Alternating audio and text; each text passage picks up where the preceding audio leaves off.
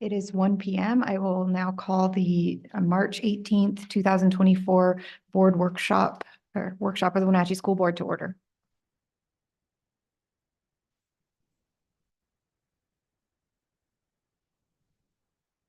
Okay, thank you very much. We have two presentations for this afternoon, and the first one will be from Sean Fitzgerald as he goes over some budget information with us. And when I talk budget information, not necessarily current budget information, but overall budget information for the board to know and understand. And I will turn it over to Sean Fitzgerald. Thanks for being here, Sean. Thank you, Dr. Kalahar, President Norton, members of the board, and Dr. Kalahar. Thank you for joining me this afternoon. As Dr. Kalahar said, this is a budget overview. So this is a very high level of just kind of getting an understanding of the budget, walking through the different types of funds, the fund structures, and kind of the revenue and expenditure structure of our budget process. So I'll begin with our district fund structure. So the school districts operate under, oh, we don't have it. I will hold for a second.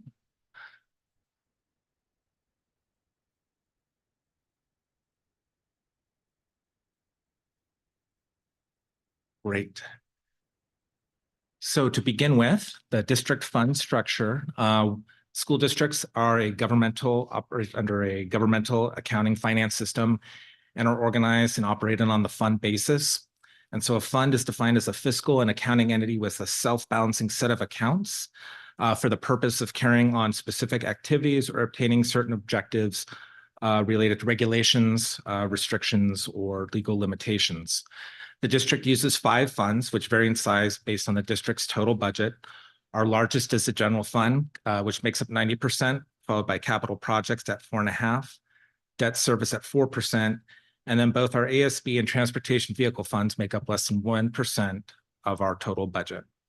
And so with the structure, I'll start with our smallest, just a clicker.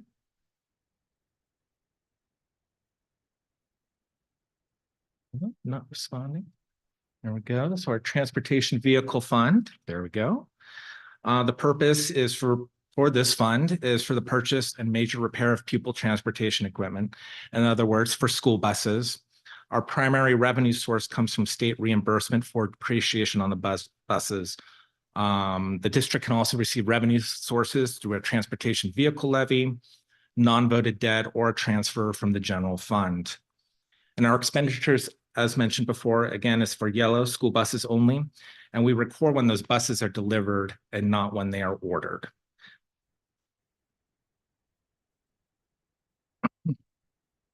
So there's kind of a separation between the transportation vehicle fund and transportation operations. Transportation vehicle fund, again, is for vehicle purchases, whereas transportation operations will come out of our general fund and has a completely different funding model, which we'll go through once we reach the general fund.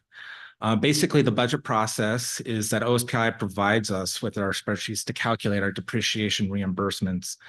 And then we work with our director of transportation about our needs, such as replacing aging buses, looking at new or old routes, and delivery dates. And then we forecast those bus purchases and when they will be delivered in order to provide an accurate forecast for the board and district. And that is a very straightforward fund. Does anyone have any questions before I move on to the ASB?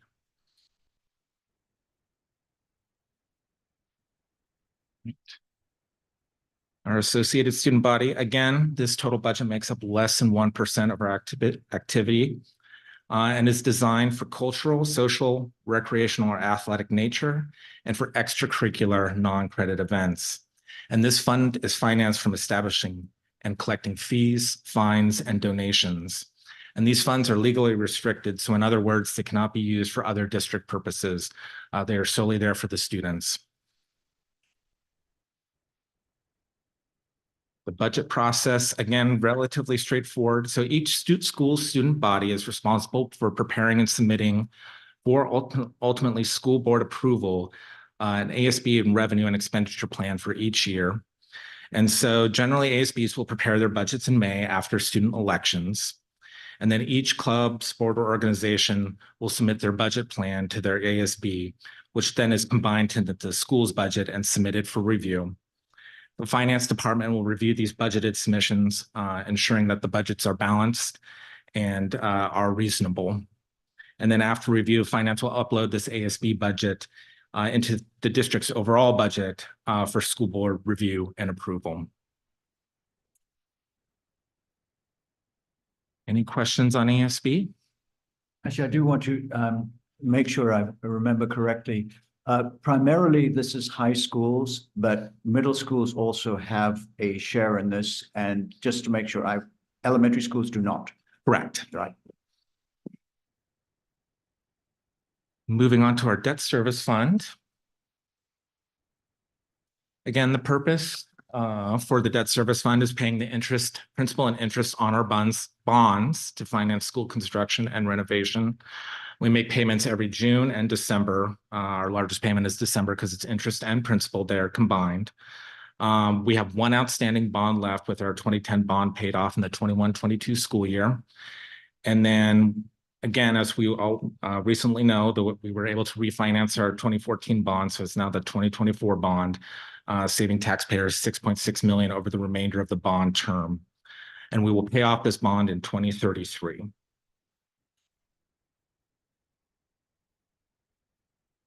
Again, a relatively straightforward fund. Revenues come from our local property tax levies, where we work with our public financing associates and our attorneys to ensure that we're only levying the correct amount. We only need to levy a sufficient amount to pay off our principal and interest and make payments on there. So that is our primary way of paying off our debt. And we also receive some investment interest income that's generated from the local government investment pool as well. And again, our main expenditures are bond principal and interest, and then there might be associated fees such as transfers or underwriting or refinancing fees. And again, we follow principal and interest payments that are based on a fixed bond schedule.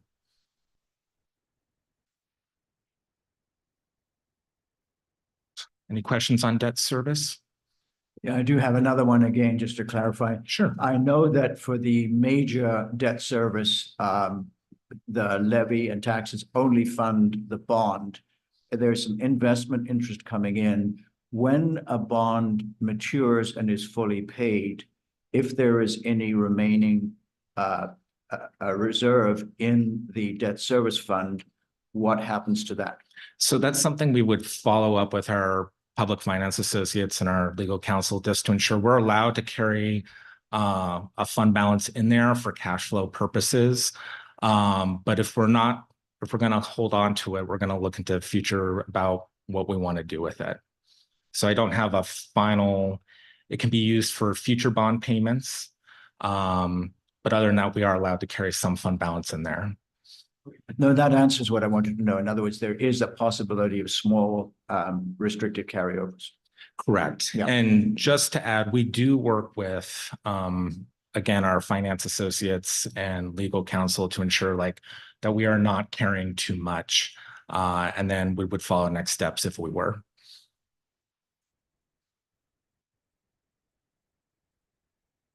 So capital projects.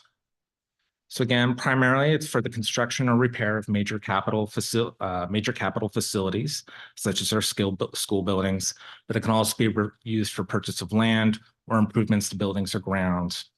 Major revenues for financing sources include bonds and capital project levies, the sale or lease of surplus real property, grants or transfers from the general fund. So right now for the 23-24 school year, the district has two funding sources, which is the investment interest income, which currently sits at $85,000, and then the transfer from the general fund of $4 million for the girls' new softball facility.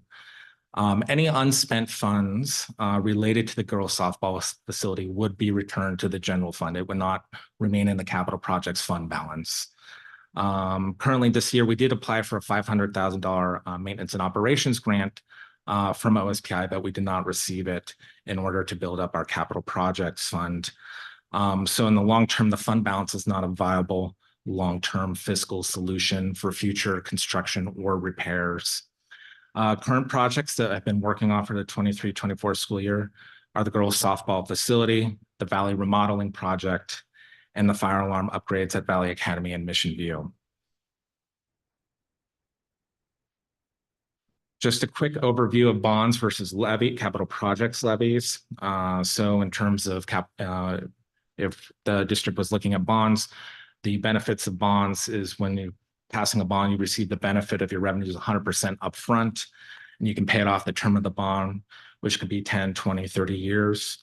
There are interest payments, but it also requires a supermajority to pass, which is a 60% yes vote during the election at the time to pass the bond. And then the following election, you would require 40% validation. So 40% of the voting populace would have to show up for the following election.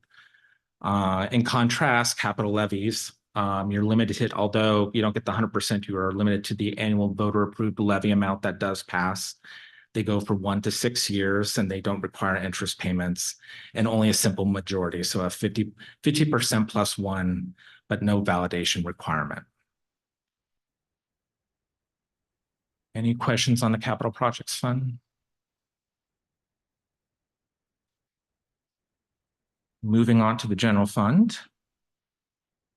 Again, the general fund is the largest fund. It makes up 9% of the total budget and is used to account for all financial resources except those required to be accounted for in the other 4 funds.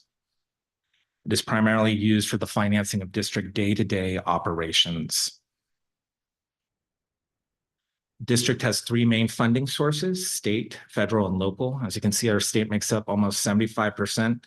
So that means about roughly 25 to 26% of district funding comes from other sources than the state.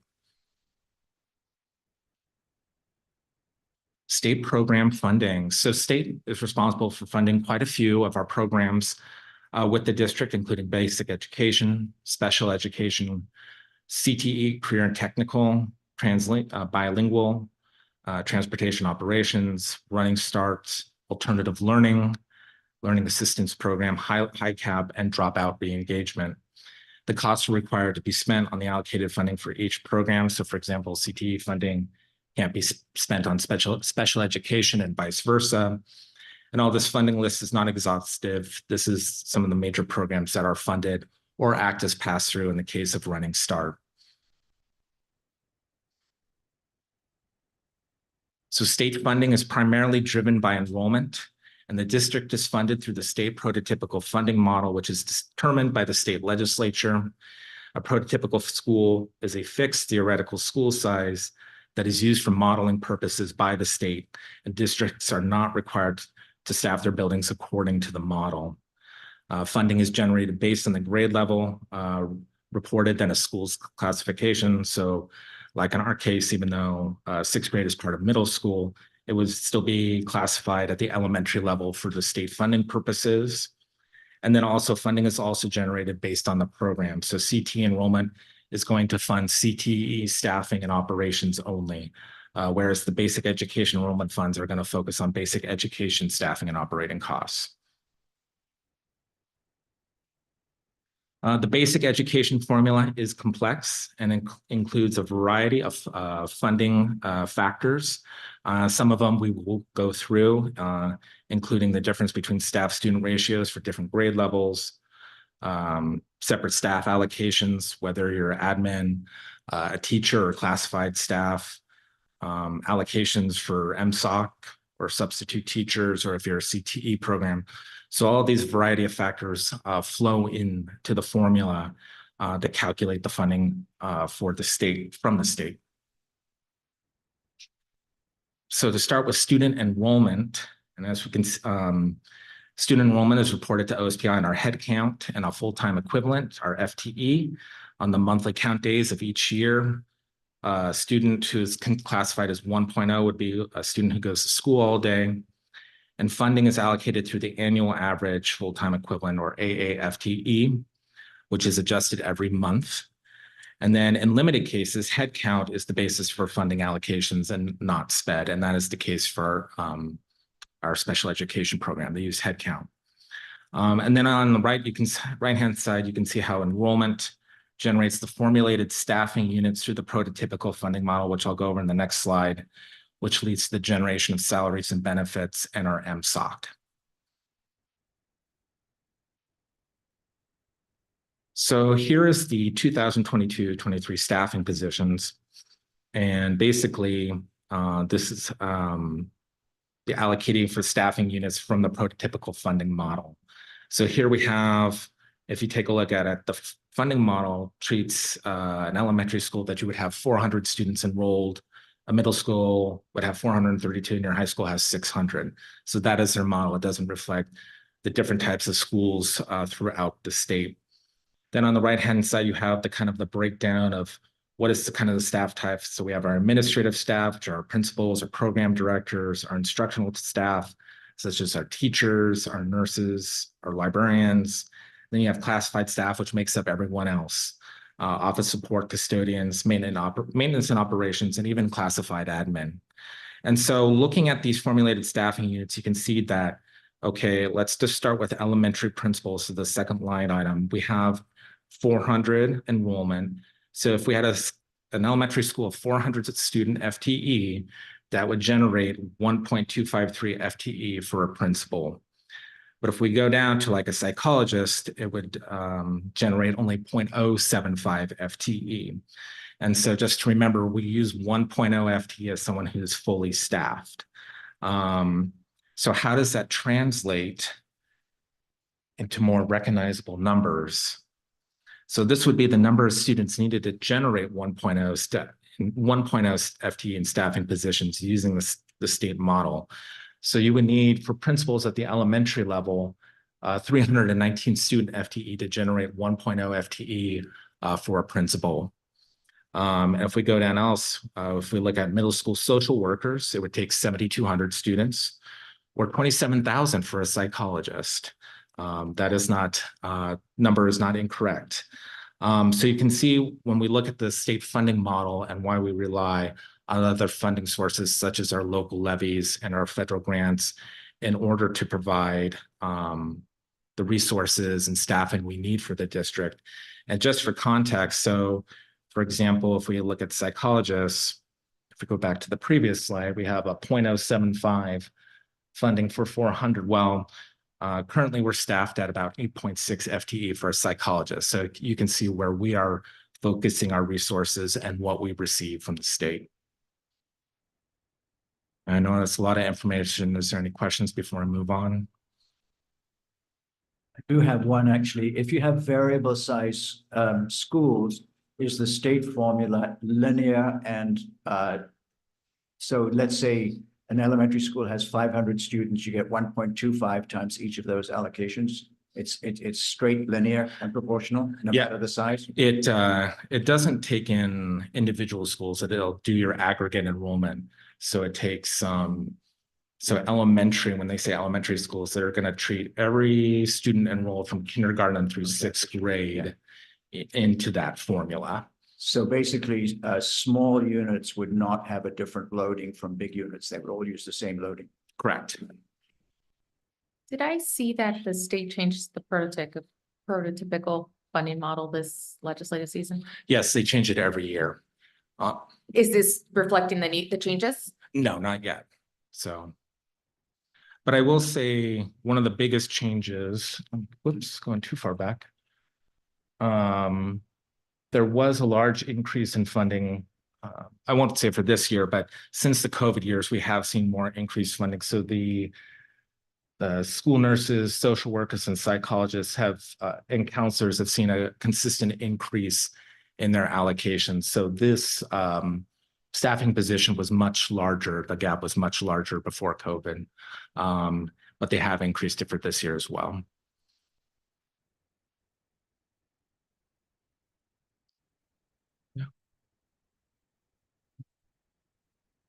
So the previous tables focused really on instruction, not all the staff. So again, we have additional district-wide support and central administration. So again, you can see the breakdown again, technology, facilities, warehouse laborers, mechanics, all make up what they call district-wide support. And so again, you can see the staffing units that are generated and allocated versus what would generate 1.0 staffing FTE. And then central administration uses a different formula from the other from instructional and district-wide support.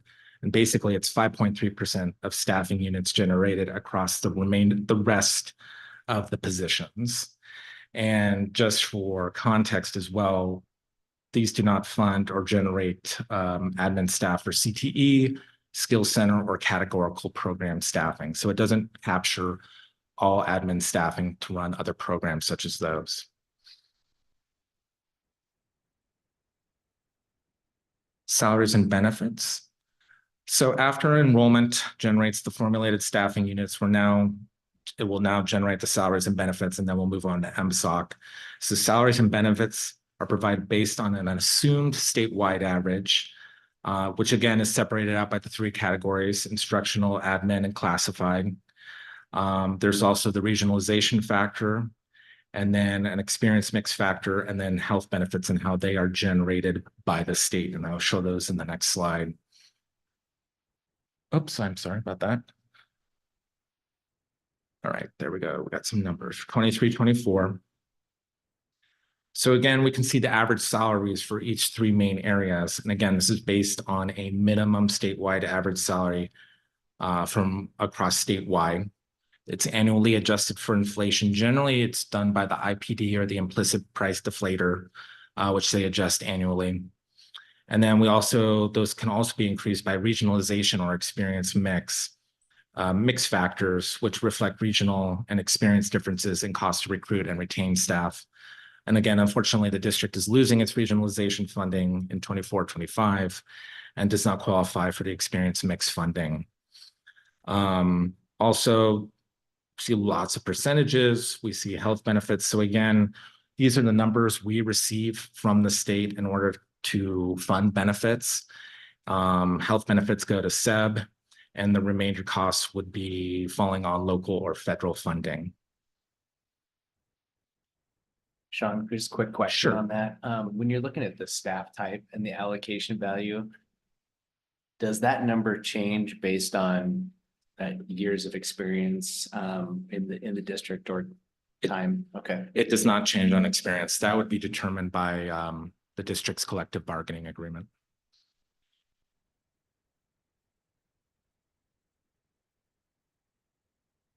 MSOC, so staffing generally represents 85% of the budget, whereas MSOC accounts for the remaining 15%. And the funding model provides an allocation to cover these costs by a specific rate per student.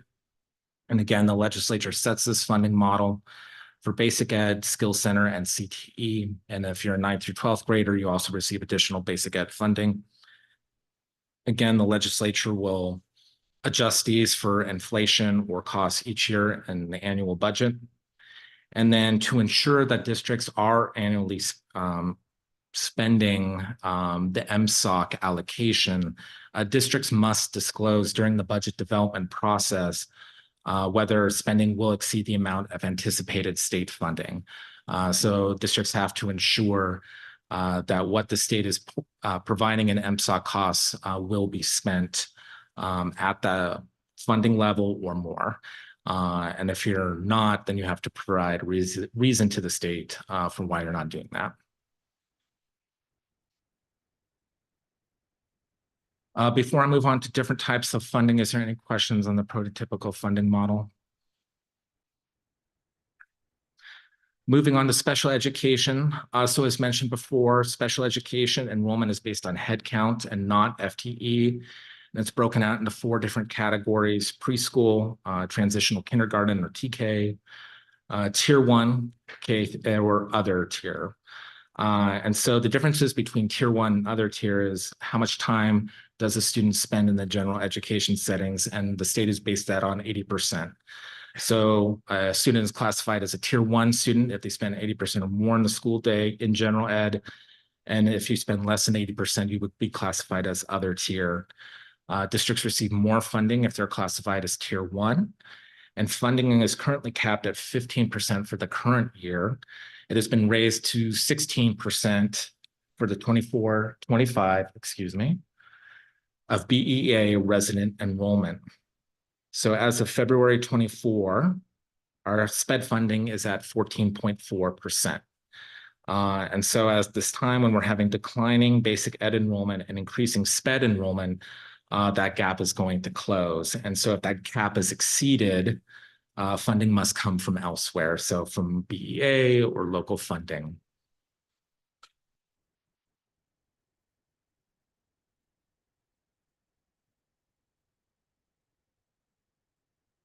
In addition to the funding from the funding allocation, we also have the district also has the opportunity to apply for safety net. So safety net funding is available to school districts with a demonstrated need for special education funding in excess of state and federal funding otherwise provided. And districts must apply annually for this funding in March. And then the OSPI Oversight Committee meets in June and makes a final determination in August. And then we receive safety net funding at the year end. Although there is no guarantee of full reimbursement, the district has received most of its requested funding in prior years. And just for context, we received 86% of our funding that we requested for last year.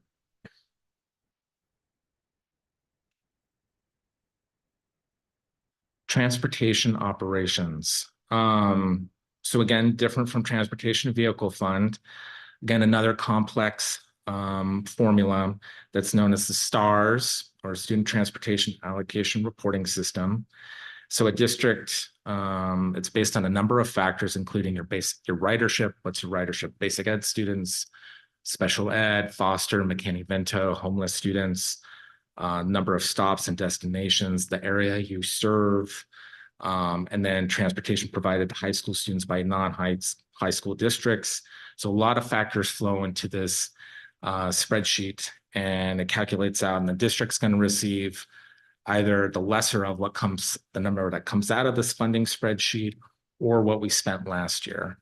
During the state legislature this year, there was a bill out there to look at, well, there was two parts to it, so I added the same bill. One was expanding the Transportation Vehicle Fund beyond yellow school buses, but also taking a look at this formula and seeing if it could be looked at and made less complex and easier to understand and forecast.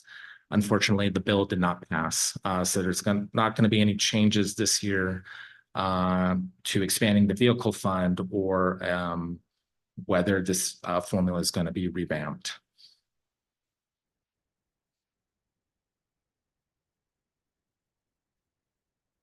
Federal funding. So federal funding primarily comes in the form of grants. It must be for specific programs such as Title I, school improvement, or migrant education. And it makes up about 15% of district funding.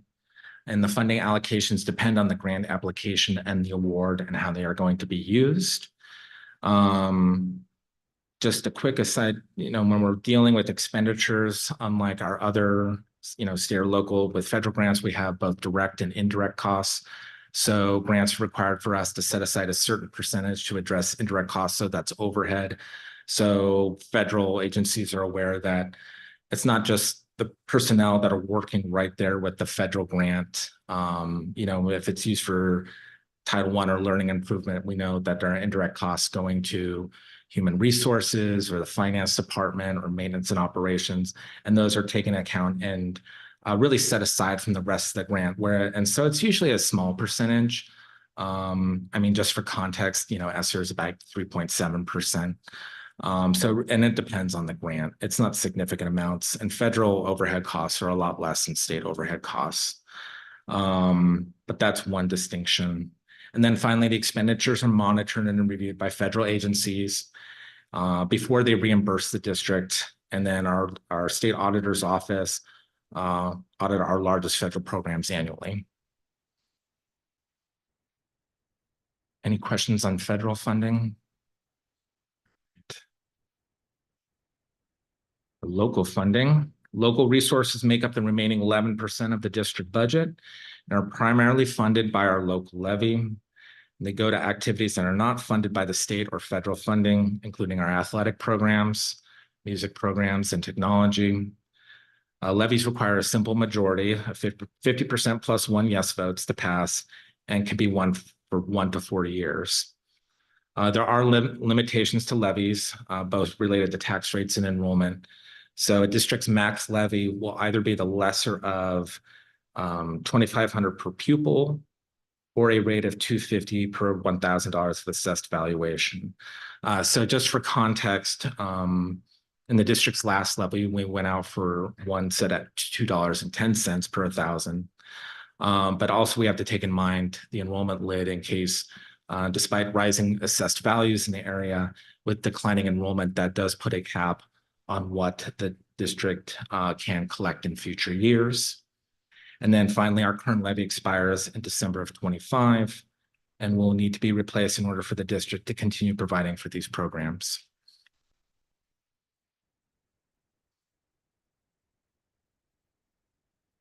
I know that's a lot of information for this afternoon, but does anyone have any further questions at this time? I know you said this is how the system works and not specific, but this is a very long-term question that we've discussed before, which is electric buses in the long term. And I know there's a new tranche of federal subsidies, and in this session, the state created, I think, a new incentive scheme. We've talked about it before. I just really want to raise it. Does it make any difference to where we're looking for 5-10 years from now? Currently, no.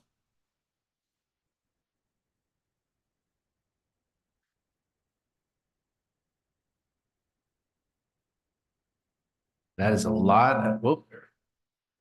That's a lot of numbers and for some reason. Okay, that's a lot of numbers, Sean, and a lot of information to digest. But it doesn't seem like anyone has any questions at this point. Feeling pretty good? Thank you. Okay, well, that is a little bit earlier start for our second presentation than we might have thought. So if folks need to stretch for a minute or. Okay, they're on their way up. Okay, so we'll just take a brief momentary pause and then we'll have our next team up. So that'll be Heidi Busk and our district trainers. And is that everybody for today? And Jeremy Wheatley will be part of us today. Okay, thank you. Thank you, Sean. Appreciate that.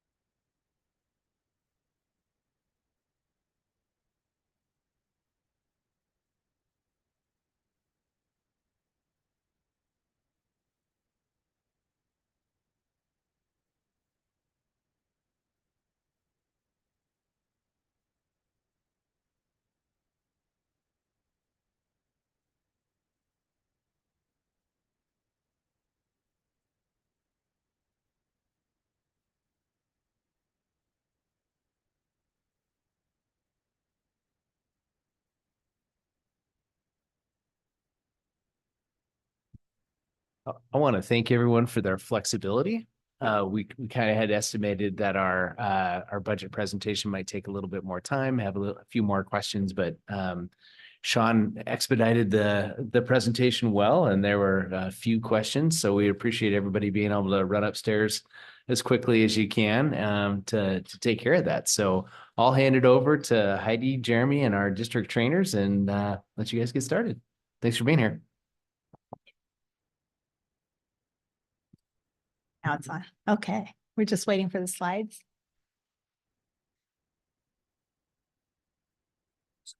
Yeah, Liz has it.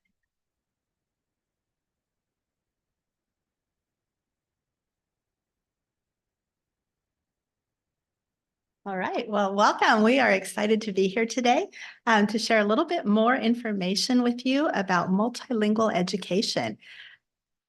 So we thought we would start by introducing ourselves because we have a new board member and I noticed our other one isn't here today, but hello, we're excited to be here to share information with you today. And so my counterpart here gets to go first. All right, Jeremy Wheatley, I'm the Director of State and Federal Programs. And I am Heidi Busk. I'm the Director of Learning and Teaching.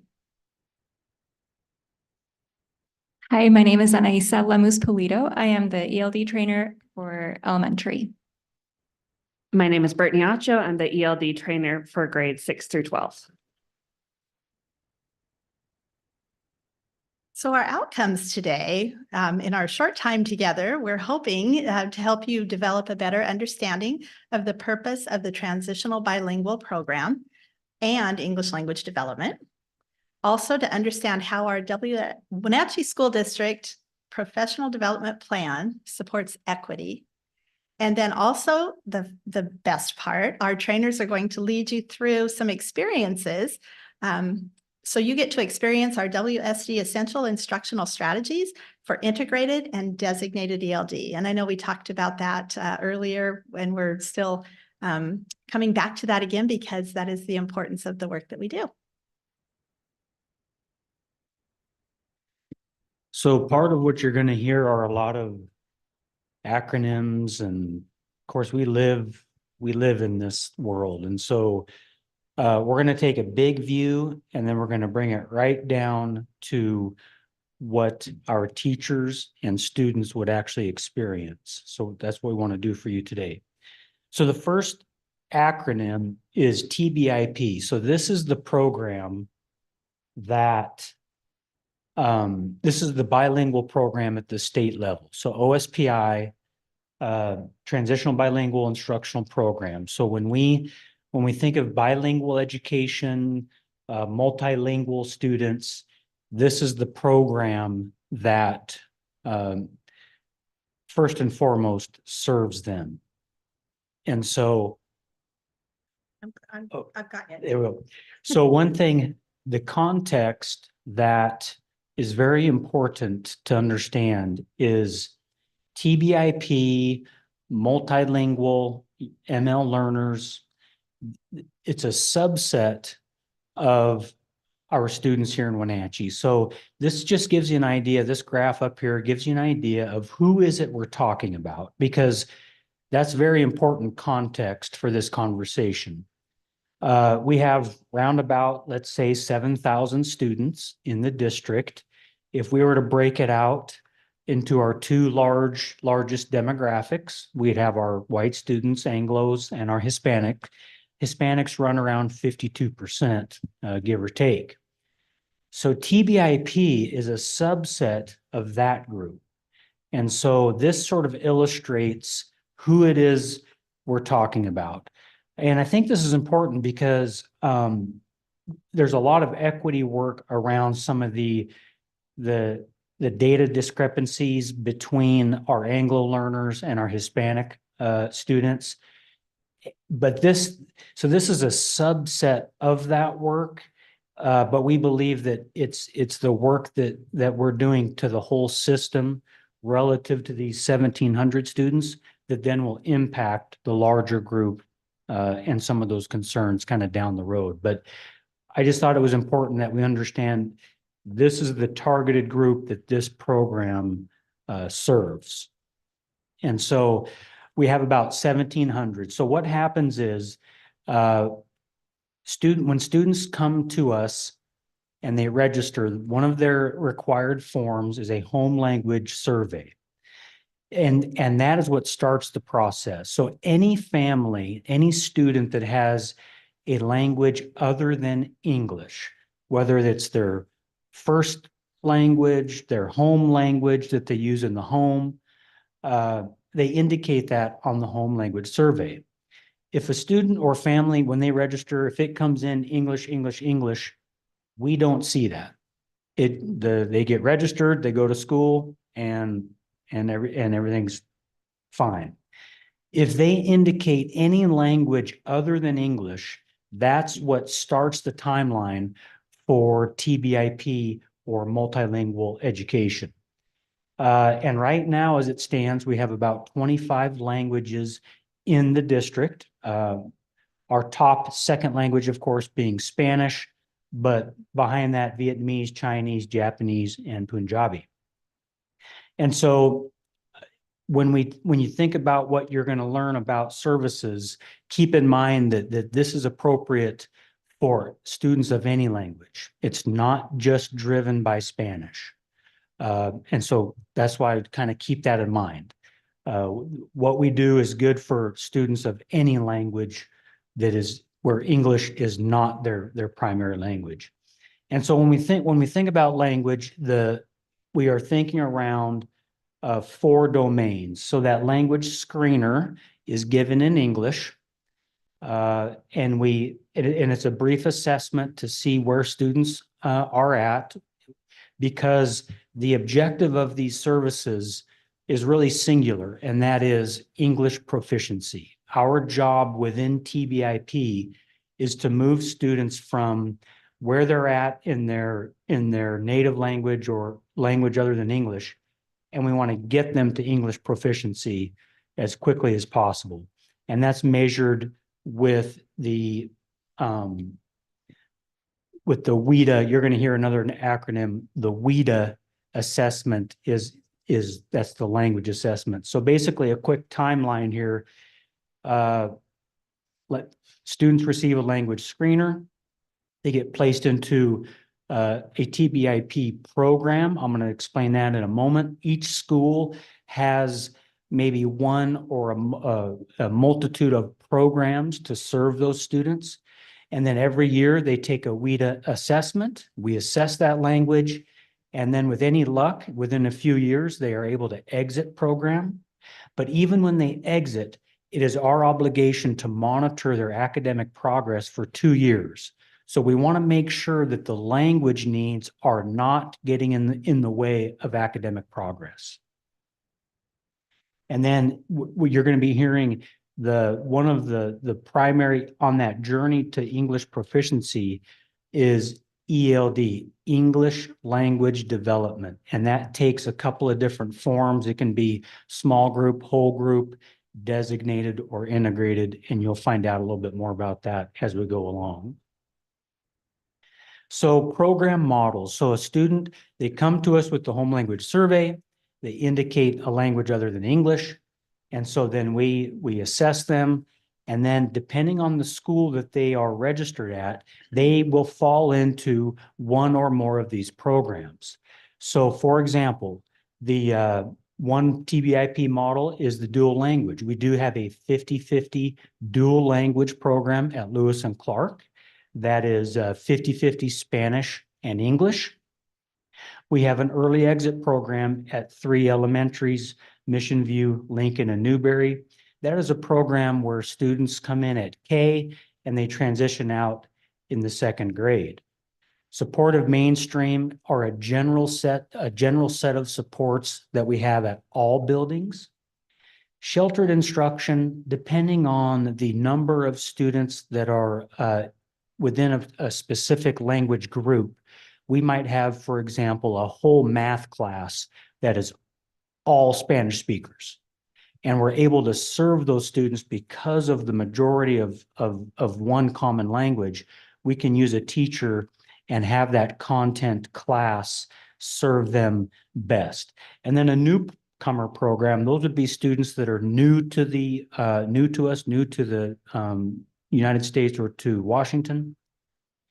And in some districts, that could be a centralized program where they come in for a year and then they get registered at their neighborhood school.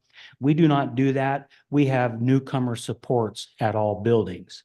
With all of these programs, every year we have to conduct kind of a needs assessment or review to make sure that the programs are being implemented appropriately. For example, with dual language, we've been doing some site visits this year as a learning and teaching team, learning, hey, what does it take to create and maintain a robust dual language program? So we have some suggestions and adjustments set for next year to try to build upon the program that we already have in place. Another one that's under review is early exit. With the restriction in staffing, we're finding that, for example, at Lincoln, for example, this year, they had 7 students that were eligible for early exit in kinder. Well, you can't have a kindergarten class of 7 and have 2 other kindergarten classes at 28. You have to have balance. And so what we've been looking at the population coming in, and the early exit program as it stands right now is under a transition too, based on the students coming in, but also based on the staffing we have available. And then, like I said, we don't do a standalone newcomer, but we have had a major influx of newcomers across the district. And that's an idea we're kicking around, not for next year, but just looking at if our newcomers continue to increase, is that an area where we maybe want to revisit? But again, either way, all of those programs serve the priority of a transition to English proficiency.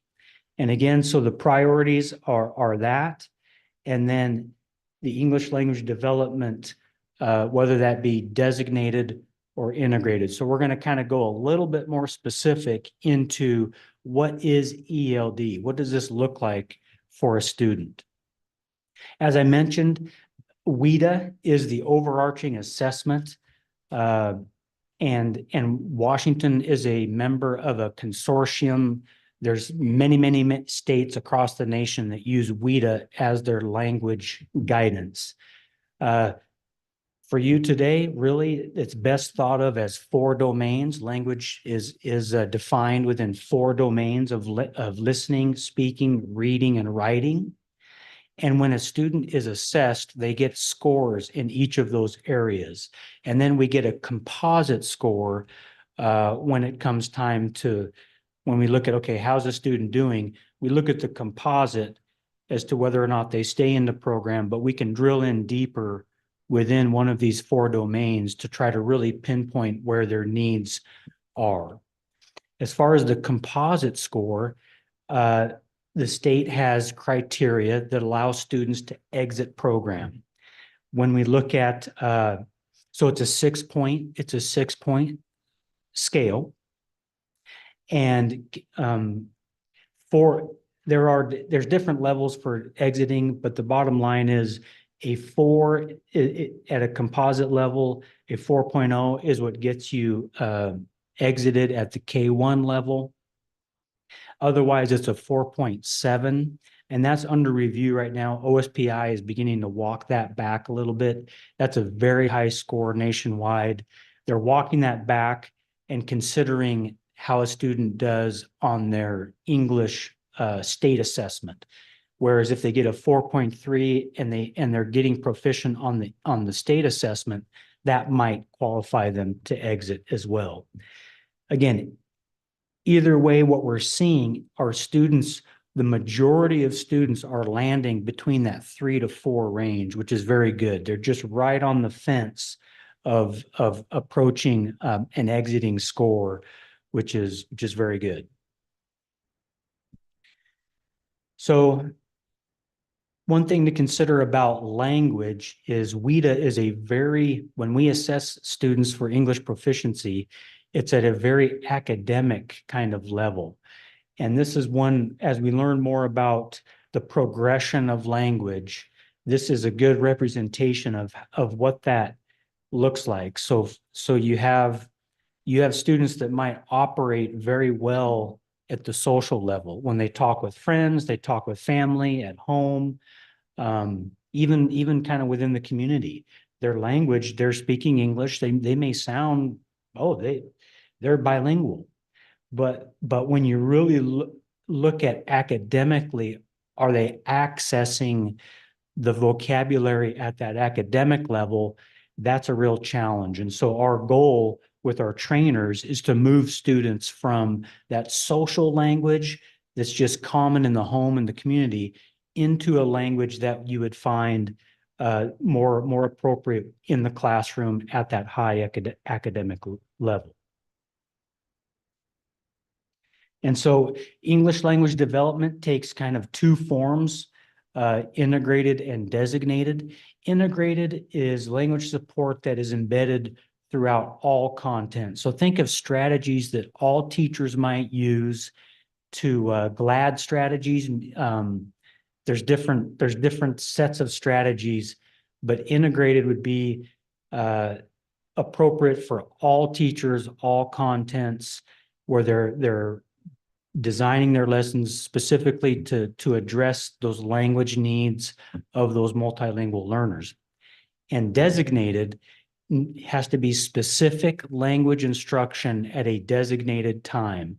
And that is required, that's a civil right that we are measured on. We have to report when, where, and by whom each of those 1,700 ML learners, when, where, and by whom are they getting that designated ELD?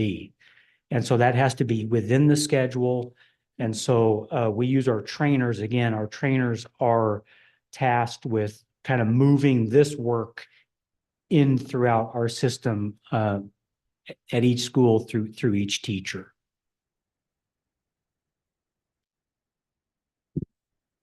All right. My turn.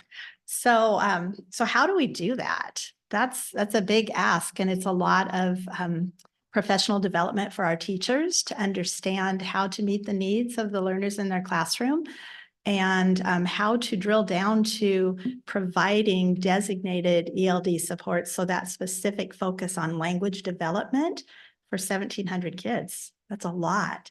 And so knowing that, we put together a robust professional development plan in our school district. So the learning and teaching team got together, and we looked at many resources and many reasons why we needed to head in this direction. So the first reason why we knew we needed to get better at the work that we do is because of our equity program review. And the learning and teaching team last year, or the leadership team last year, had a lot of time to dig into the equity program review. And one of the main focuses that we identified as an action step and a place where we could really start to make a difference right away and address that equity is in the instructional practices and policies. So the key findings from the equity program review in this area were students and families expressed need for more challenging instruction.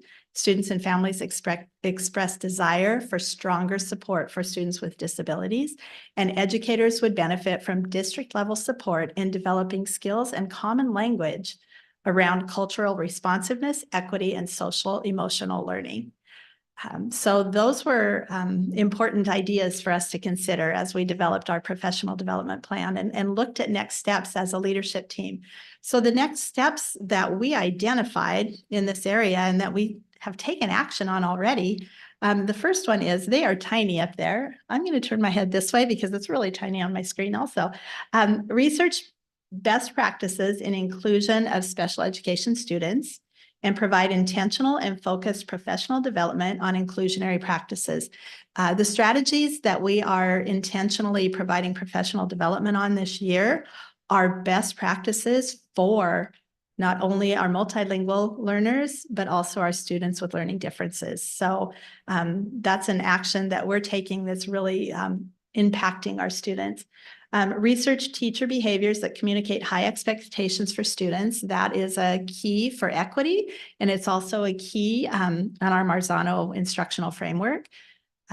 provide intentional and focused professional development on implementation of teacher behaviors that communicate high expectations for students. So you'll see as we go through, we talk about engaging all students, and that's one of our indicators for our Big Six outcomes that we'll look at a little bit later.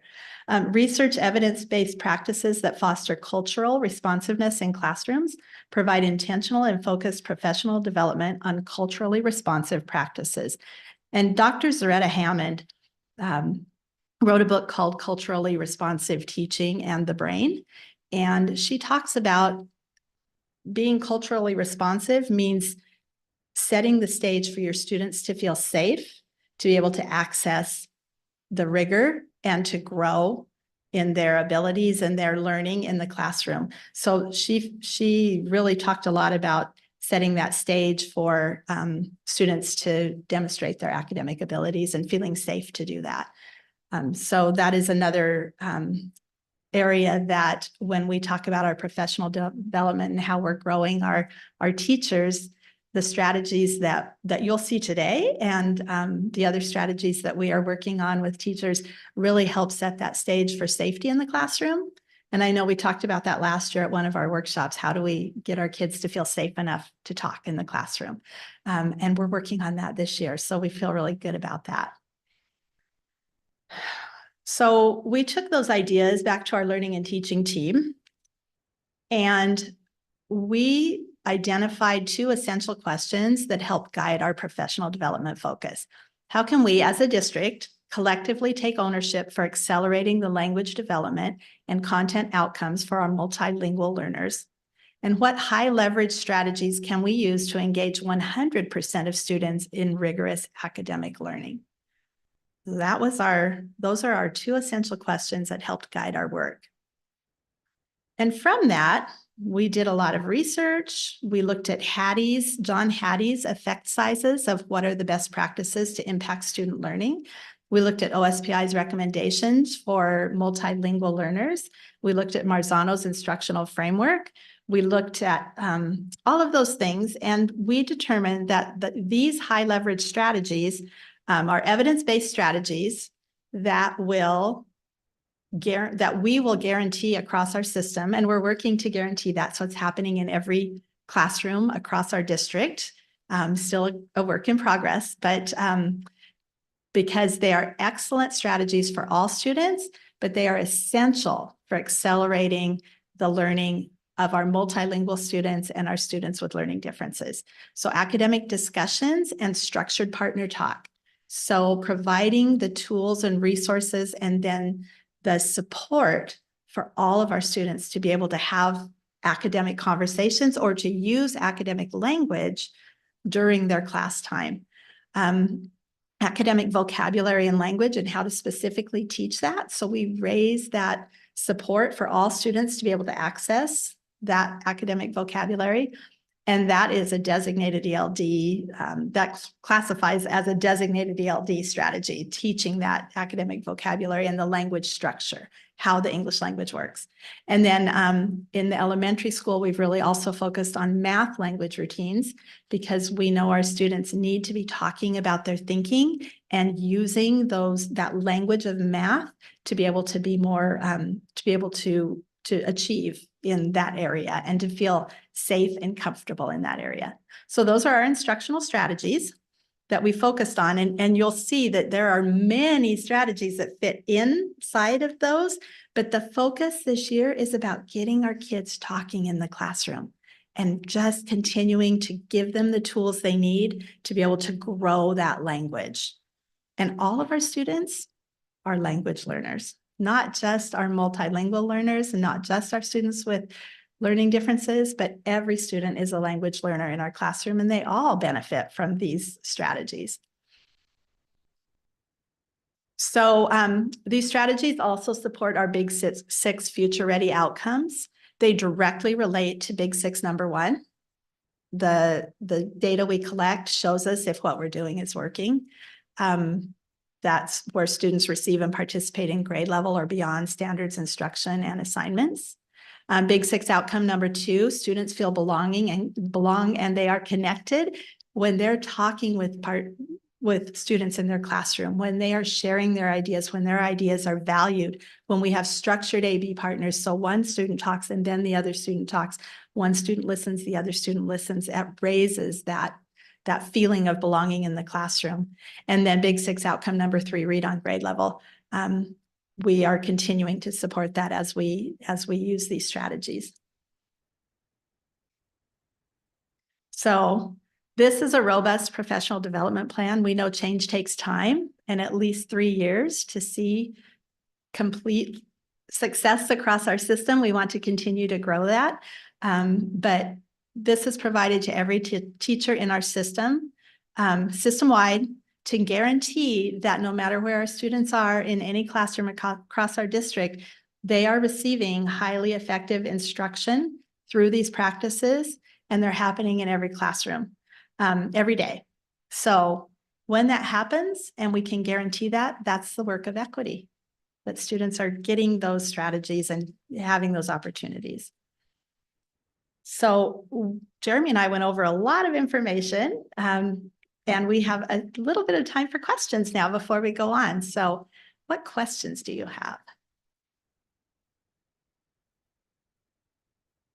I guess the one question I have is that I know with the dual language, I know that's being started at Lewis and Clark. So when I look at it, it's primarily focusing on our elementary level students. Now, if you get other students that may be at middle school or high school grade level that may be monolingual, are you utilizing at least a dual language model there? Like, if I know Foothills is one of the only middle schools that has that opportunity for a Spanish class or a speaking program, and I know at the high school there are those opportunities as well. So are you focusing on that for our middle school and high school kids and following them also through for that 2-year program through WIDA? Do you want to respond to that? Because when I see it, it's just focusing at the elementary level. Yeah, part of the planning, I mean, dual language really needs to be well thought out K-12. So, and we don't, with the schedule change at Foothills, right now, Foothills has been the one site that has the dual language, track. And so that will continue this year. We don't rely on that. Like, we don't place newcomers to Foothills specifically. And so there's kind of two answers to your question. One, Foothills will still be the dual language site. So as we kind of revamp Lewis and Clark, there's similar work occurring at Foothills, and then discussions at the high school too, as to where do those kids go. To answer the question as far as, well, what do we do with the other newcomers at other sites? We have other supports. And so we have materials that are in, so again, fortunately, most of the newcomers are Spanish speakers. So we have materials that are in Spanish. What we're also finding though is we're getting a lot of students that have no schooling at all. So 12, 13, 14 years old, and they can't read or write in any language. So we have literally K1 Spanish materials. So leveraging the resources from our dual language system to kind of teach the basics of Spanish to our newcomers at Orchard and Pioneer, to try to build a bridge, because once they understand the concept of literacy in their native language, we can then make the step into English. But that happens by itself at those other two sites and at the high school. So, but that's the conversation of, as we see more newcomers, does it make sense to bring them together into one site? And that's way down the road, but that's something that we're dealing with it. We're like triage, right? We're providing the support we can at the time, while always considering what's the best option. So 2 answers to your question. Does that make sense? Yeah. Okay. And these 2 ladies right over here are working really hard to get to every teacher who has a newcomer, to every school, to give strategies and supports. And a lot of the strategies that we use have a lot of levels of support for our students who are still learning English. But they are working really hard and are much appreciated throughout our district. They've got great ideas and great knowledge to share and support. So they're pretty awesome. Can Are I you ready? follow up Okay. on that, on Miranda's question? Can we confirm that we actually have a dual language flow through into Foothills? Because last I heard was it was disappearing to where, I mean, they have Spanish class, but it's not a true dual language middle school model. Yes, I would agree with your statement that that currently is the case. We have the Foothills principal has been joining us on our learning tours this year, which has been very helpful, and it's been broadening all of our understandings of what's best for dual language and moving forward. And I think that in the district, we can definitely say we have a knowing doing gap. We know what's best for dual language, but we're not currently doing that and supporting that. And so that is what we're working on in the future. And I believe that there are some ideas at Foothills that will help it be more contiguous.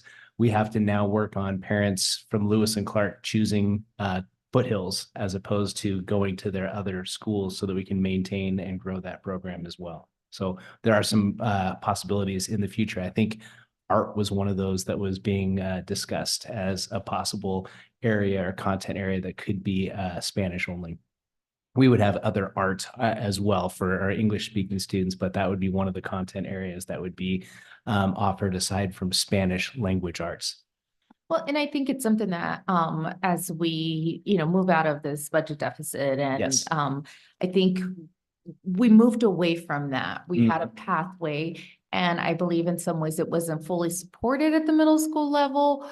And it, was supposed to go in through the high school, and we kind of let it die down.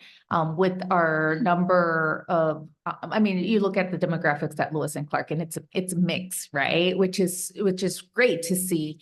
So it's not like we're just providing these alternative routes for dual language to our Latino students. It's, you look at diversity in Lewis and Clark, and I think it's fabulous. There's nothing like seeing at graduation what is it? Yes, thank you. The field of biliteracy and seeing the diversity within that. So if, we have a handful now, let's work towards, as our demographics start shifting, I think we can get our numbers to increase as well. Absolutely. And that is the goal. And that we have year 2 of the current program that we're working on as we're developing and learning more about dual language. This year was about leadership and staff understanding what to do better and building our knowledge on the knowing and doing gap. And then next year we'll be working on helping supporting the staff. And then hopefully we'll be in a place where we can support dual language in a better place. That would be the goal. Great. So the next part, we get to get active and get engaged with Anaisa and Brittany. So we're going to switch places, and so they can be over here, and we'll let them take it away.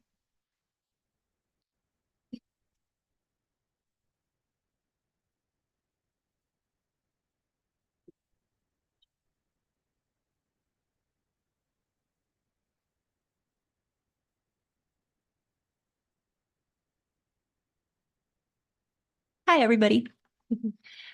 For today, we are going to do a little bit of action. So I would love if you could participate with us. The strategies you'll be seeing are strategies that we often use in the classroom. So we're going to do our best to kind of switch the mic back and forth to share a little bit of the why behind why we do certain strategies. So all year we've been working on just focusing in on the 4 language domains, which are reading, writing, listening, and speaking. So the first strategy I'm going to ask you to engage in is called total physical response. And that is our acronym for that is TPR. So in order for certain vocabulary to stick better in our brains, that movement is really important. So if you can please put your hands together for reading, we're going to go like this and say reading, reading, writing, writing, listening, and speaking. So together one more time, what are the 4 language domains? Reading, writing, listening, and speaking. So adding TPR or adding just movement in general really helps tap into a different part of your brain. And it is a strategy that we often use in the classroom. So this year we had a little bit of a mind shift as far as just what language development is and who teaches language development.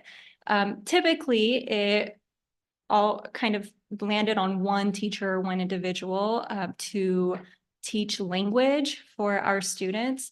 And it's taking that mind shift of students are learning language all day in all content areas. And it's a shared responsibility for all teachers. So this is just a visual that to kind of show that mind shift.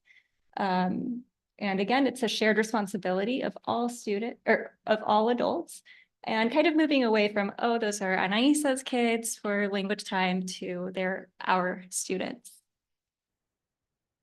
And before I move on to this slide, we are going to, I don't know how I'm going to do this. I'm going to stand over here.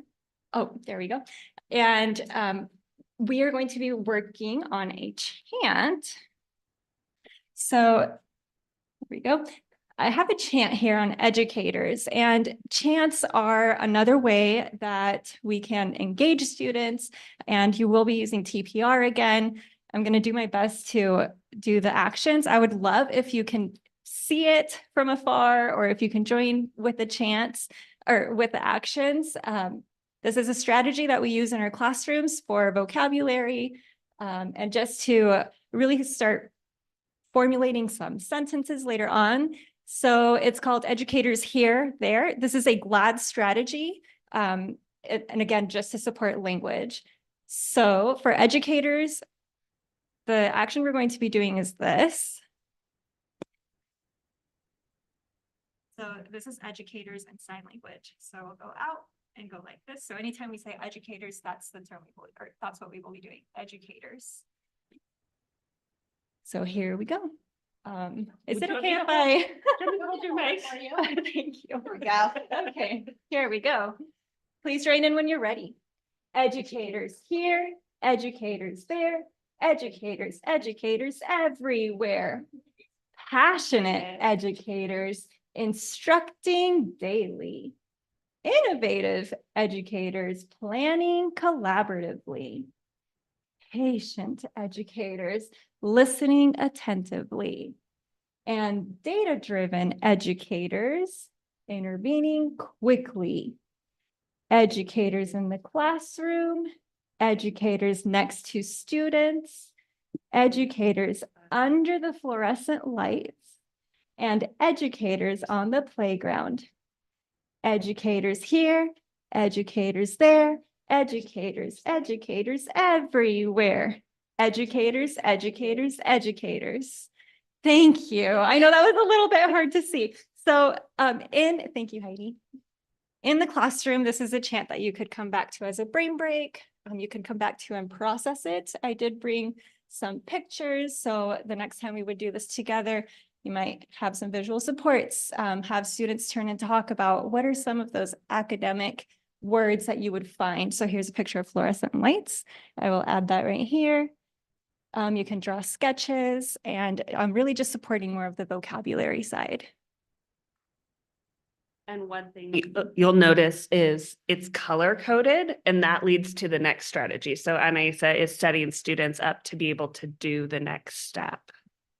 And lots of repetition in here, really practicing that now. And educators, those words, that vocabulary we want students to use, we've definitely highlighted here.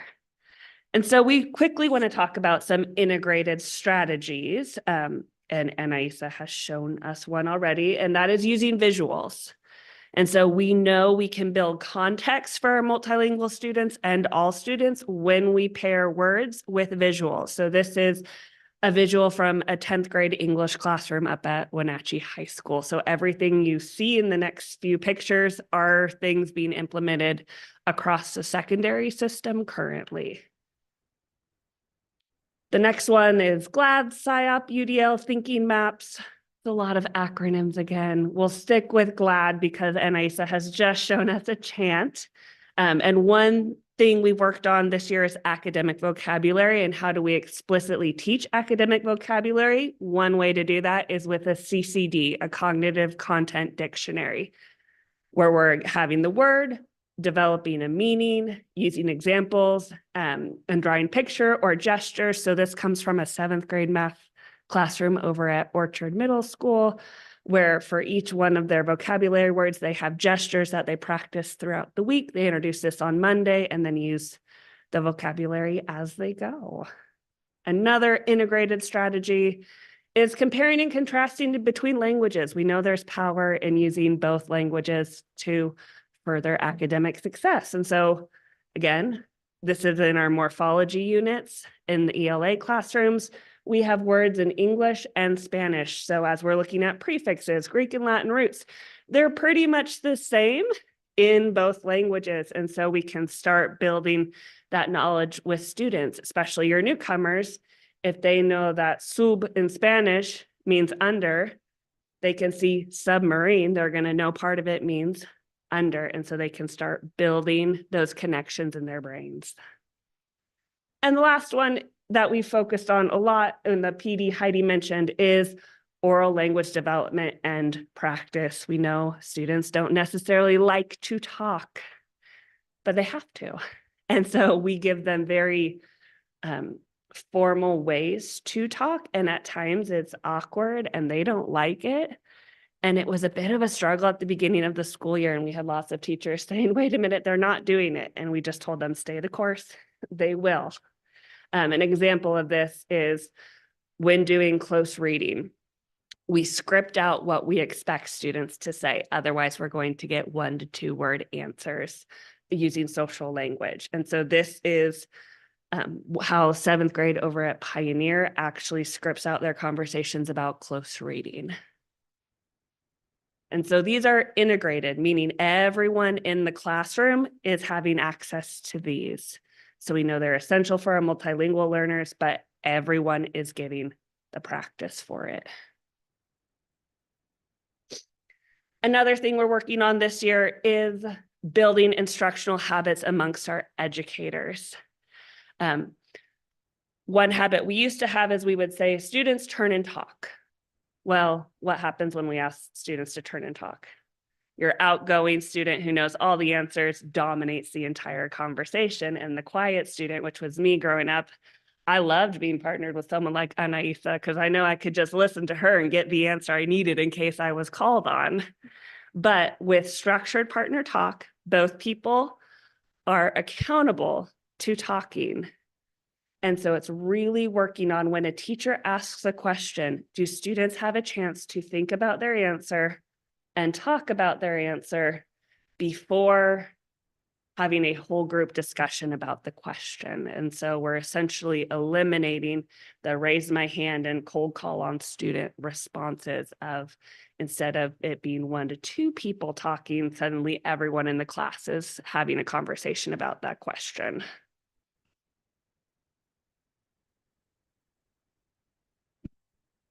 Okay, so for the next section, we are going to work on a different GLAD strategy. And this is one of the strategies we can use for designated English language development time.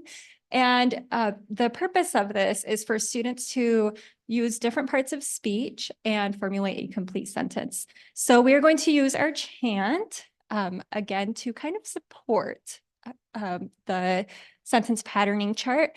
And the noun we are going to engage with today is educators, and I will do my best to write pretty big here. So educators, I have a picture here to show you what educators look like. Educators could be any adult that is teaching a student. So with the person sitting next to you, we are going to have 2 tasks. We are going to, 1, identify who is going to be partner A and who's going to be partner B. And if you are missing a partner, one of us is happy to join. And the second task will be to talk about adjectives. So when we're talking about adjectives, we're going to be using the sentence frame.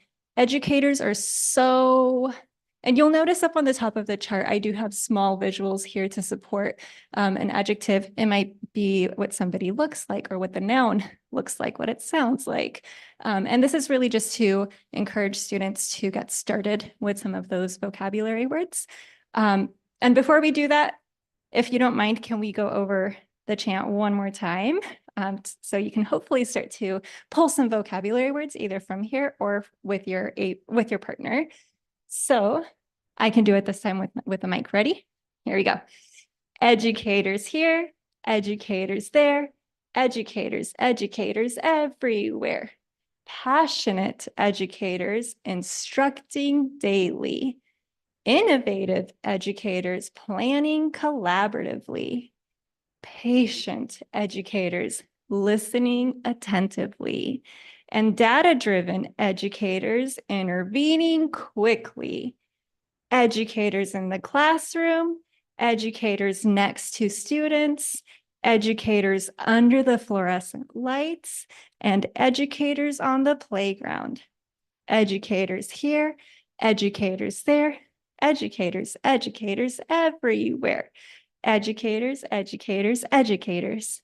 Thank you. So with the person sitting next to you, please identify who is partner A, who's partner B, and see if you can brainstorm some adjectives. You can write them down or you can just share. Educators are so, partner A, go ahead and get started. Educators are so.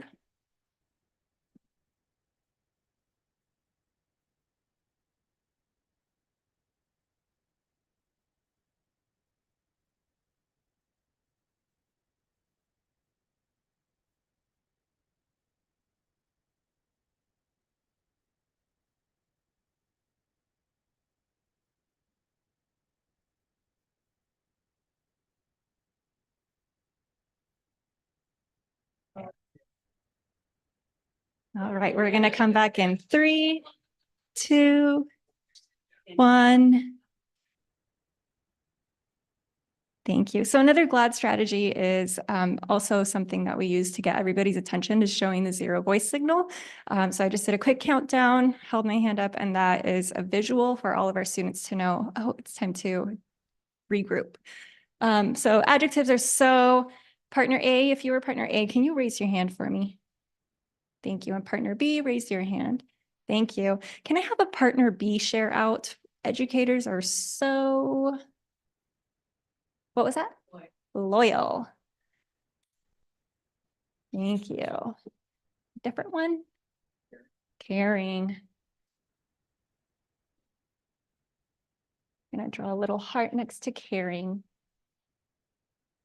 Thank you. Educators are so patient. Something I do want to point out is that sometimes if students are maybe not really sure what adjectives to pull from, this can serve as a scaffold if you identified the color coding there. So just a little bit of part of the GLAD strategies is to really teach to the high while scaffolding for the low, and this would be a scaffold. Any other adjectives we want to add? Passionate. Excellent. So, scary is a good one. All right, we have a great list. We can always come back to this. The next part we're going to do is the verb. So a verb, it's what you do. Do it with me. Verb, it's what you do. So maybe educators might sing, they might walk, they might play. So again, with your AB partner, please, let's do 30 seconds. Brainstorm. What are some things that educators do? So educators.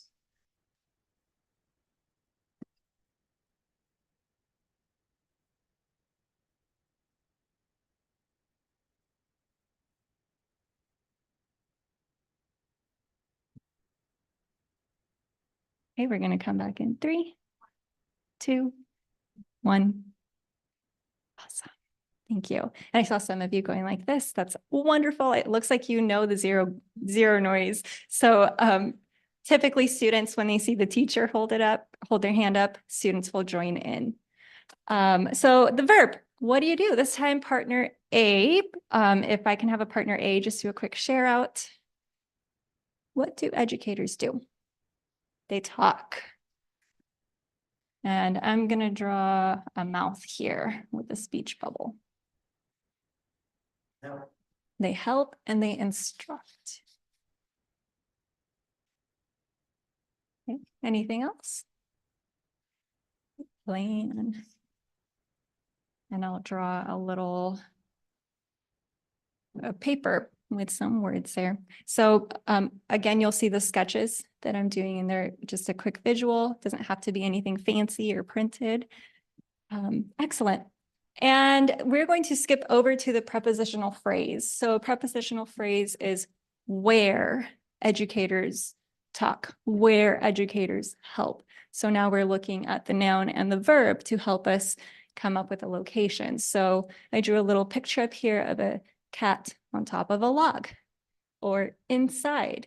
And it's important to note that sometimes the prepositional phrases, the on, over, under can be really tricky for some of our language learners to just know and understand what those words mean. So this part, that is why we have that focus also for the prepositional phrases. So with your AB partner again, go ahead. We're going to start with a sentence stem.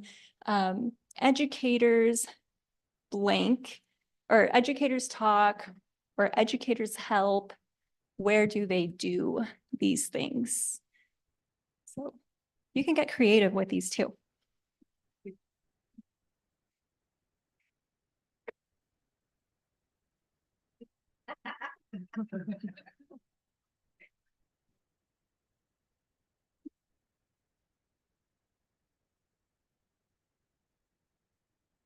All right, we're going to come back in 3, 2, 1. Thank you. Okay, and let's just do a share out this time. Where do educators talk, or where do they help? Where are educators? In the classroom. In the classroom. I actually have a picture of a classroom right here. We'll put that right here as a little support.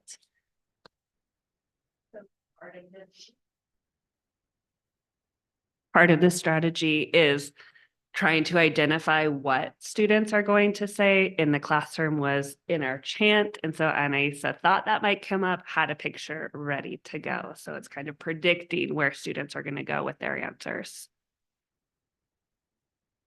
Where else might educators be? On the playground.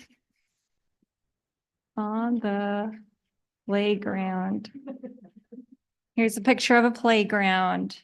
And these two also were in our chant. So again, if students need a little bit of a scaffold to think about where teachers might be, what about at Starbucks? Might teachers be at Starbucks?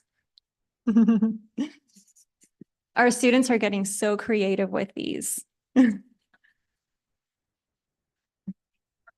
Target. Target. What about under something? Under the LED lights. Excellent. Okay, any others? Great. So we are on to our last section. So in the classroom, we would be chunking this throughout the day. We just want you to experience it. The last section is the adverbs. So this is really just describing how educators talk, how educators instruct, how do they plan. So you might say educators talk quickly. As an example, typically our adverbs will end in an ly at the end. So with your AB partner again, see if we can come up with some adverbs on educators.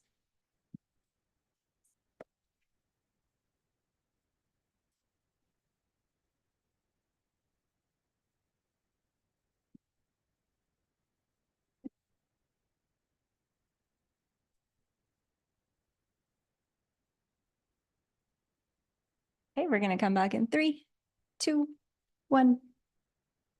Thank you. All right, partner A, let's hear it from a partner A.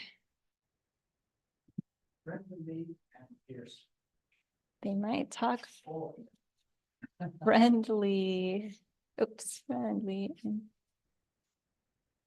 fiercely. Is fiercely? Check this. Okay, what else? Loudly.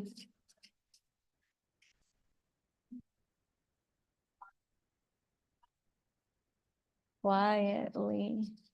Kindly. Excellent. And you will notice also on the chant, we do have some adjective or some adverbs in there. Thank you for participating.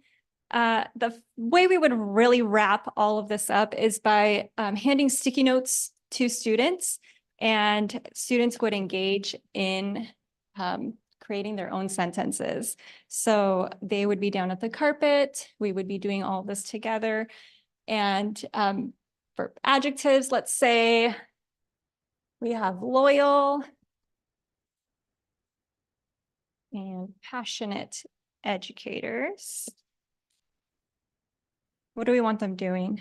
Loyal, passionate educators, helping. They help. How do they help? What was that? They help kindly.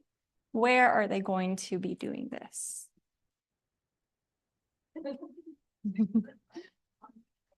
On the playground. Excellent. So now for the fun part, we get to sing. And this, we're going to sing our sentence using the tune of The Farmer in the Dell. So, oh, and I am missing one sticky. I actually need one more adjective.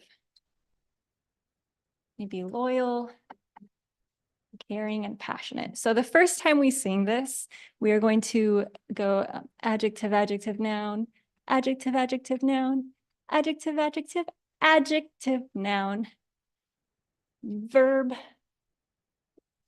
Thank you. Thank you. Let's keep passionate in there.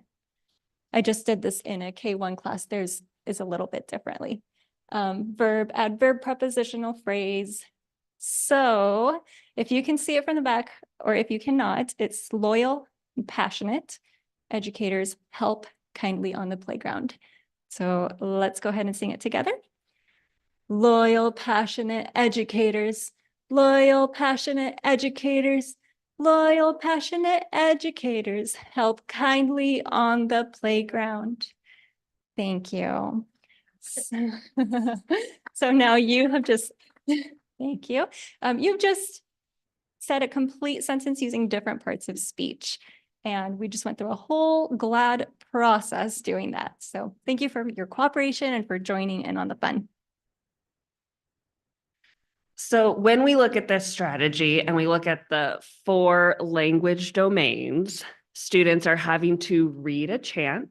They're having to speak about these different parts of speech. We would then transition them into writing their own sentences. And they're having to listen to the teacher and listen to each other as they're having conversations. So this one strategy hits all 4 language domains. Which is why we would call it a designated strategy. If this is really looking at the English language and how we put sentences together. We know for many of our multilingual students coming from a Spanish background, adjectives tend to come after the nouns. Parts of speech are slightly different. And so we need to explicitly teach them how English sentences are written. This is a great way to practice that. Any SEL traits that schools have over the course of the month. It could be respectfully during the month where we're looking at respectful students. And so there's a lot of ways to tie this into the current context of the classroom and the school. Okay, thank you. So one way, and I mentioned this briefly before, of we like students practicing academic sentences in a very guided way where everyone has to participate. all of you participated in that chant by sharing out answers. So it was 100% engagement. That's what we are looking for. So right now we're going to do a little reflection about the activity we just did. And our question is, how does the strategy you just experienced support our multilingual learners? We have some words in our word bank that include high leverage, integrated ELD, designated ELD, and the 4 domains of language. Feel free to use one of those words in your answers. But partner A, we have a sentence stem for you. Partner B, we have a response for you. One thing we've worked on with students is having an actual conversation and not I talk at you, you talk at me, and then we look away from each other. And so that's how do we have that continued conversation when we're not talking about our favorite activity or what we did over the weekend. And so this might seem a little difficult to do. And if it does, that's what our students are experiencing. I pulled some of these sentence stems directly from what all classroom teachers have and use in their classrooms, which are these sentence stems. There's 3 levels of them. And if you'd like a copy of this, I can get you a copy of this, but students are practicing these on a daily basis. And so we wanted to give you a chance to reflect and go through a very structured activity. So I will give you about 2 minutes to have this conversation with your AB partner. Partner A, you will go first and just kind of follow along. And if you need to adjust the sentence stems, however, like adjust them as need be. 2 minutes, go ahead.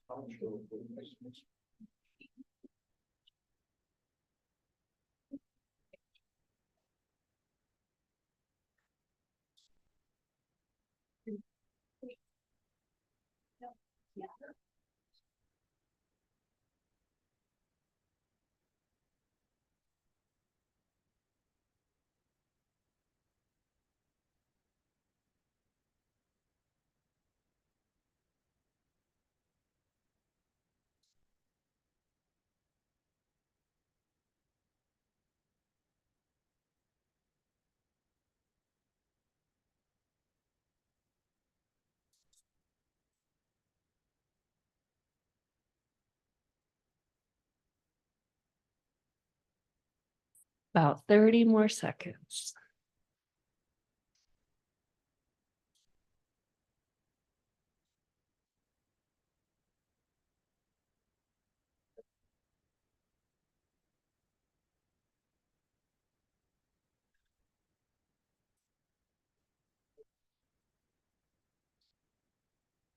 All right, 3, 2, 1. Thank you. Would anyone like to share out about what you talked about or about how it felt to have this structured conversation? I was just telling her, I should probably scoot up. I was just telling Maria, having toured Castle Rock just this last week and seeing little kiddos utilizing this model, but at a different perspective, more picture based and showing with the hand movements at all different areas, whether that's for just in action for play or for learning or for reading purposes, and seeing it put together actually gives you more of a visual perspective in learning what's currently happening and helping those kids with that word building process. So I enjoyed it. Thank you. I'll just speak to the structure aspect itself. At first, I looked at this and thought, oh, are we even teaching students creative thinking in some ways when we've got everything structured out? But as I realized the purpose of the exercise, the starting is the hardest part sometimes. And so creating that ability to have the dialogue, then that part's out of the way. So you can actually focus on what you did and still have a fluid conversation, I guess. So I actually liked having that scaffold sort of there. I was going to say something very similar to Julie. It started from hesitance and being timid, and then the alternating structure creates a degree of comfort and confidence. And then the weird thing that happened is out of that, you suddenly brain went lateral thinking out into a different direction. Yes, this is definitely meant as a scaffold, where as the year goes on, we're going to pull back on some of this in the classrooms because students are naturally going to start saying like, I heard you say that. Whereas the beginning of the year, they wouldn't even be able to paraphrase another student's answer. And so it's Julie, like you just said, it's starting off with a strong scaffold, and then we'll pull back as the year goes on, as students feel more comfortable having that conversation. I believe that is all. There are any other questions for us?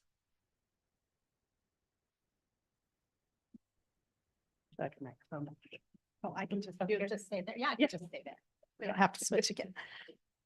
All right, so how do we know if it's working? So when we implement something, we wonder, is this really effective? Is this really making a difference? So what I wanted to share today is some ways that we are starting to look at this and say, oh, we think we're starting to see some supports here that are making a difference for our kids.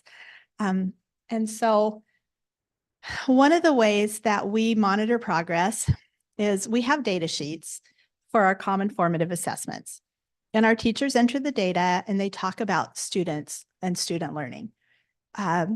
Last year, they did the same thing and they talked about student learning and they said, oh, well, all these students need the same skill and we'll reteach that skill. And they talked about strategies for it. But they didn't necessarily pay attention to who our multilingual learners were as they were talking about it across the system. And so a simple change we made on our data sheets that teachers are used to using, we color-coded the students. They have a Y under this column, which means they're a multilingual learner. That was there last year too, but it's so much easier to see visually when they're colored blue. So we know that these are the students that we also want to pay attention to when we're looking at our data. So how did our students do overall, but how did our multilingual learner students do also? They can do the same thing for our special education students, for our migrant students, because they have the information on the data sheet. But we're really focusing in on our multilingual learners because this is an area that we say these strategies are essential for them. So, so they keep track of the data and they talk about students. This is just an example of a team data protocol. All of our schools, all of our teachers in their professional learning communities, their PLCs, after they give a common formative assessment, they talk about how students did. And they go through this series of questions like, what did they do well? What do they need to still work on? Which students need additional time and support? But you can see one of the right down here at the bottom on this one right here, it says, does the data show our multilingual and or students with IEPs are responding to instruction and interventions? Are they showing growth? Why or why not? So they're really focusing in on that as one of the additional questions they want to make sure they're always asking. So that's a way that teachers in real time, all the time, are looking at how students are doing. And then we have our big six that we're collecting data on. Big six number one is teacher actions. What are teachers doing so that students can receive that high quality instruction? Oops, I changed it on mine. I've got too many things going here.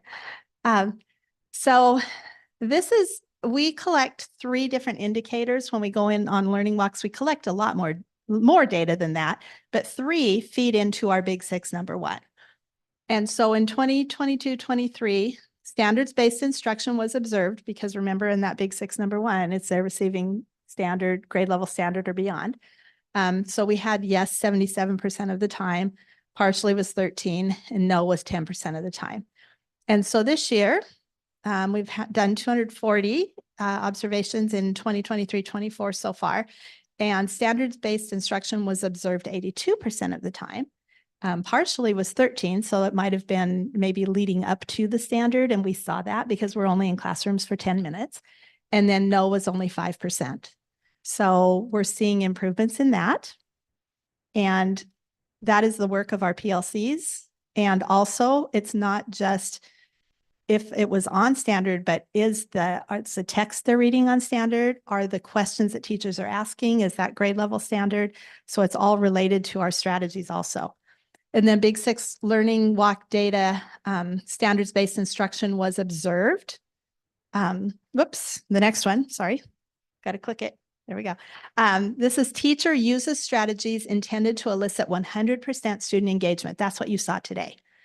Teachers don't, we're moving away from ask a question, call on a student, nobody else needs to think. If I didn't put my hand up, I don't need to participate. We're moving away from that to all students are participating, all students are talking, all students are thinking, all students are sharing. So last year, 58% teacher used strategies intended to elicit 100% student engagement, and no was 42%. This is directly related to the work that we're doing with our professional development with our teachers and the work that our district trainers are doing. So this year, 82% in the classrooms that we visited, and no was just 18%. So we're seeing teachers using these strategies. The more they use the strategies, the more the students are 100% engaged, and the more that we are asking our students to feel safe and engage in rigorous work. And then finally, the third one that feeds into our Big Six is teacher notices when students aren't engaged and adjusts instruction. So we have three choices on that. We have a yes and no, and then the other one is teeny tiny because it didn't show up, so I had to type it in there. Students are engaged throughout the lesson is that purplish color right there. So we're about the same on the yeses in percentage-wise. But look at students are engaged throughout the lesson. And I don't have the percentages on there because when I clipped it, it didn't fit on there, but you can see the growth in our students being engaged throughout the lesson. So that's an exciting measure for us, and that's feeding into our Big Six. Questions? Is that K through 12 or is that limited to certain grade levels? That's K-12 and mostly in ELA and math and science, some too, but we're trying to hit the content areas that we're measuring the most, just to narrow it down a little bit for us. But they're in all classrooms. When we go out, principals are walking with us. And so we have a lot of opportunities to calibrate what we're seeing. So if we're not seeing it, then there's that opportunity to say, how would you support this teacher in moving forward? So there's a lot of that kind of a conversation. The ability to have that is really there. Or how can I support? Our trainers are often saying, how can I support this in your building or in your school? Or how do you want to grow in this way?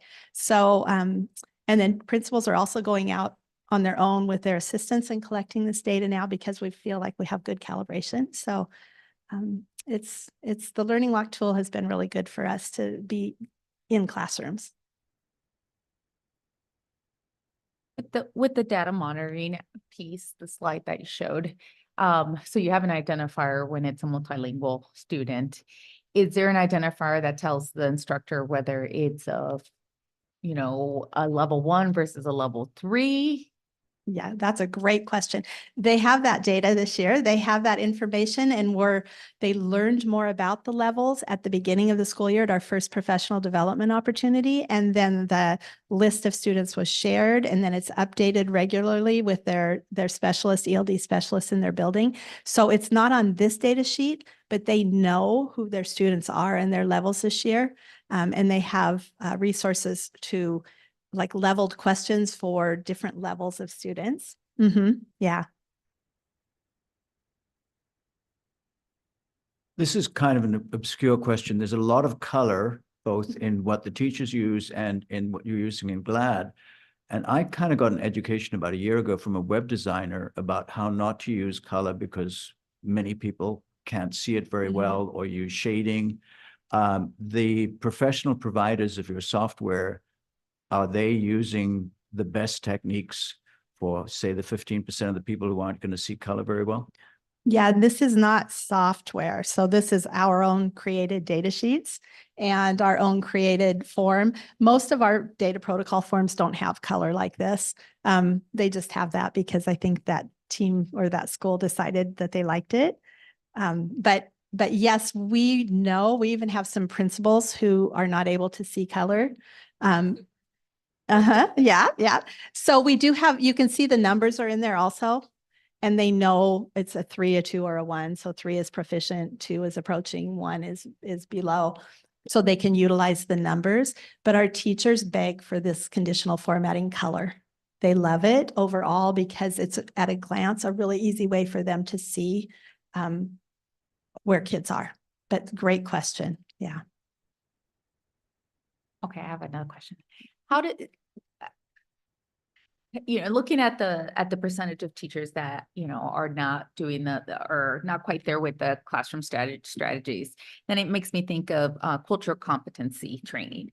How does that go hand in hand with the training that you guys do? Or maybe it's not you, maybe it's a district-wide initiative, because I think whatever the resistance is, not getting 100% response from the strategies, could there be, how does it tie into because now it's not just the ELD teacher that has, a newcomer's classroom, we're integrated. So how does that work? Yeah, that's a great question. So yeah, the more we can learn, the better. And it helps us to meet the needs of our students. And one of the ways that we're trying to support that in the way that we're doing it is the actions influence, what our actions are, shows that we understand. So kind of working our way into it by acting our way into it.